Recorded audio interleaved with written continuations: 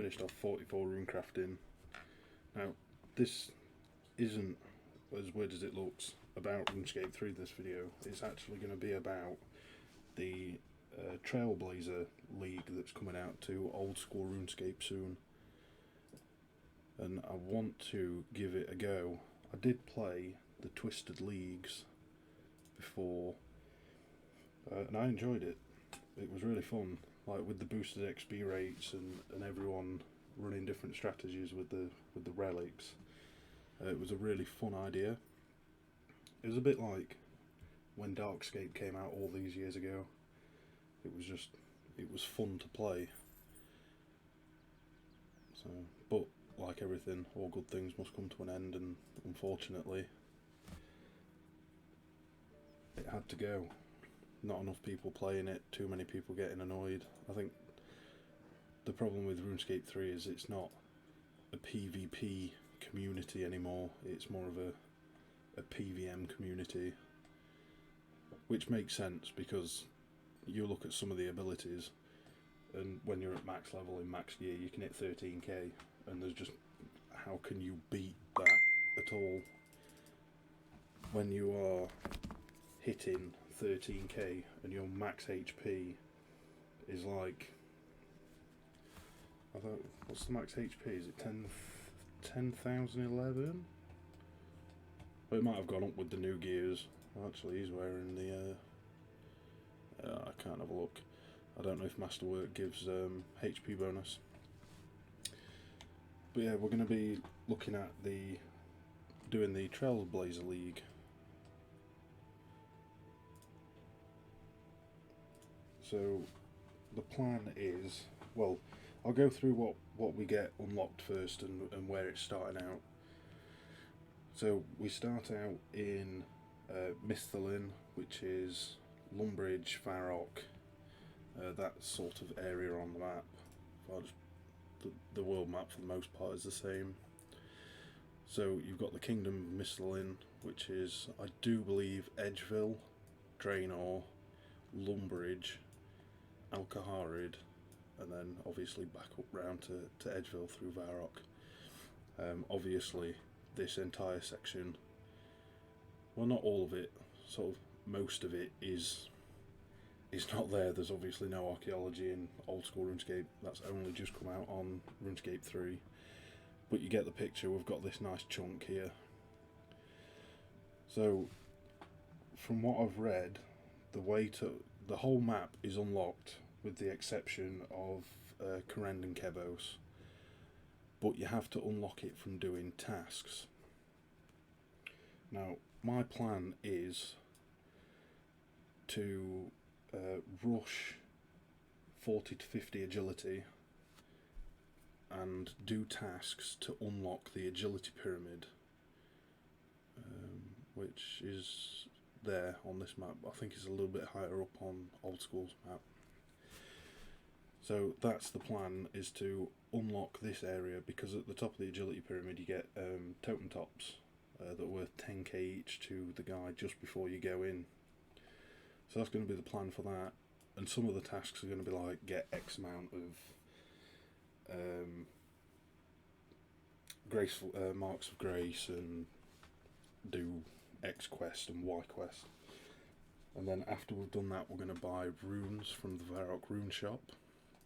I'm going to get about 100-200k, which should also get me a lot of agility levels on 5 times XP rates. Then we're going to head over to the magic shop in Varrock and buy as many casts of Fire Strike and Firebolt as possible, all whilst unlocking the wilderness. Now in RuneScape 3 it's Red Dragon Isle, but as most of you will know in Oldschool, that is Lava Dragon Isle. So you don't have any of this. This is Green Dragons and Rev Caves and things. But this is where we'll be going, because I'm thinking with the 5 times XP rates, the prayer levels are going to be insane. Because one bone gives, I do believe, 320 experience. So you times that by 5, that's 1600 experience each. So it should be around 8,100 to 8,000 160-ish to get 99. I'm obviously not going to stay till 99 because at the end of the day I want to be in that top 40% at least. We'll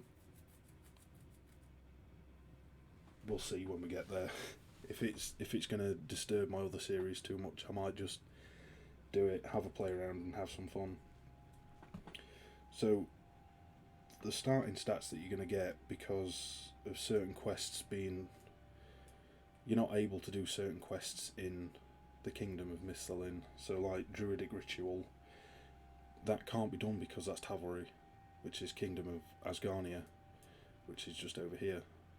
So you start the quest, and then it's pretty much start the quest, White Wolf Mountain, Tavalry Dungeon, and then finish the quest.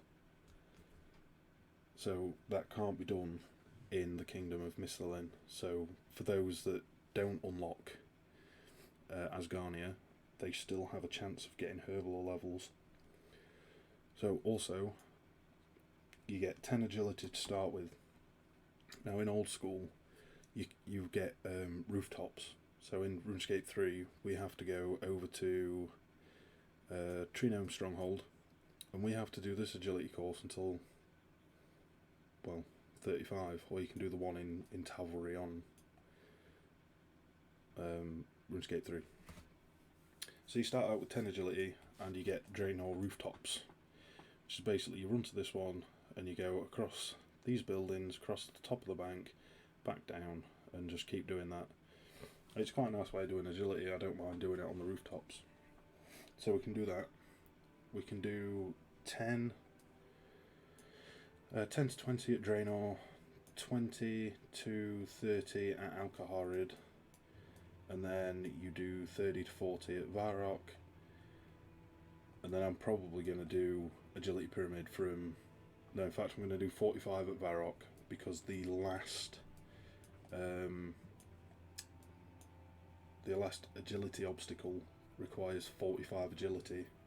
So even though it says you only need 30 agility for the Agility Pyramid, to get that 10,000 GP reward, you need 45. So obviously, I'm going to get 45 before I go. So, which shouldn't take too long. I think it only takes like 3 hours without the XP rates. So you're looking at like an hour if you just chill out. Canifis, I'm not going to be unlocking Canifis first or second, because like I said, like I explained earlier, I want to get the desert unlocked for the Agility Pyramid, and then I want to get the wilderness unlocked, provided that you can unlock those two places, because we don't know all the information yet, but one of the mods on Reddit has said that everywhere is going to be unlocked other than Kourend and Kevos. So I won't be doing the Canifis course. I'll probably just... It's going to be 5 times XP, so I can do Varrock Rooftop until 50, then do Falador. I'm not going to be going for the full Graceful set unless that is an elite task, because the points will be really nice from that for unlocking more relics, if that's the way it's going to be. So that's enough about agility. You also get 5 runecrafting to start with. I'm not 100% sure why, because I'm pretty sure... In fact, no, I'm not very sure now. I know the water altar is in Lumbridge. Oh no, the air altar is below Falador, isn't it? Yeah, it's down here on Oldschool. So yeah, it's going to be a 5 runecrafting requirement. 5 runecrafting starter stat, which is going to get you to those water runes. So I don't know whether that means that we're going to have Rune Mysteries auto-completed, because that's only Varrock and the Wizard's Tower. So that doesn't make too much sense. We're also going to get the Drayman Staff, because obviously getting to Entrana is a part of Kingdom of Asgarnia. So you get the Drayman Staff as well as one of your starter items, which is pretty much the only starter item, let's be honest. So as far as passives and relics go, the I think you get your first relic straight away, or you have to unlock it. I'm not 100% sure on that. I'm a little bit unclear on it because I didn't read it properly, if I'm going to be honest. But we are going to passively unlock unlimited run, and that is for everybody. So there's nobody's going to be walking. Runs, you're going to be able to run everywhere. It's going to be like infinite stamina potions. So the 3 tier 1 relics are Endless Harvest, Production Manager, and Skilling Boost. So for Endless Harvest, it's going to get you double resources, and that doubled resource is going to go straight to the bank. Excuse me, need a bit of a drink. So yeah, we're going to get double resources and they're going to go straight into the bank, and that is going to be fantastic because it is an Ironman mode. Pretty much the same as what I'm doing. I have to collect all my own stuff, cook all my own stuff, craft all my own stuff, hammer rocks, and you know the drill. Production Manager is something else that I'm very interested in because random achievement, nice.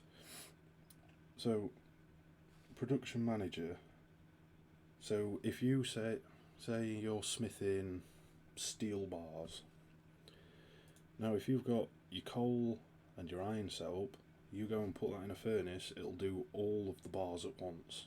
So for steel you'll get 9 bars, it'll do them all at once. And it goes the same for crafting, fletching, smithing.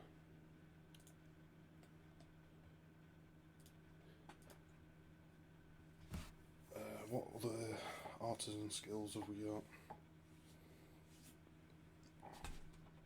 I'm not sure if it works for Herblore. I can't remember if I read that properly, and I think it works for cooking. But that's another interesting one. But are you going to be able to collect the resources fast enough? Like, do I want the double resources and take that extra time to do the full invents? It's one of those. Or is it going to be quick enough with the 5 times multiplier to just get on with it?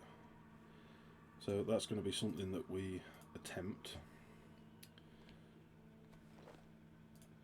Let me just equip some stuff. Bind it all at the end of the dungeon. So the last relic is a skilling boost, which is also fairly interesting because it gives you a permanent plus 10 skill boost, which doesn't sound like a lot, but when you think about it, if you need, say you want to make sourdough in brews, for whatever reason you've unlocked bossing in your thing and you want sour brews, you can now make them 10 levels under what the requirement is. And if you do Evil Dave subquest and get stew boosts, you can then go 15 levels. Same with construction, you can get a plus 5 boost from the stews, your plus 10 boost from your relic, and then say a plus 3 boost from a crystal saw. So you could get a plus 18. So I think it's going to be, it's kind of a niche one. I don't think a lot of people are going to be picking the skilling boost, just because it's not that, it's not all singing and all, it's not as good as the other two basically. So that's the plan for now. I'll update you again when we have a bit more information about it, depending on the feedback that I get and things like that. So if you've liked the video, drop it a like, tell me if you want to see anything else. I know, talking about old school, I should have played old school RuneScape, but is what it is. So I will catch you with episode, what episode am I on? Episode 3. I'm in the middle of recording episode 3, so I will see you back with that one.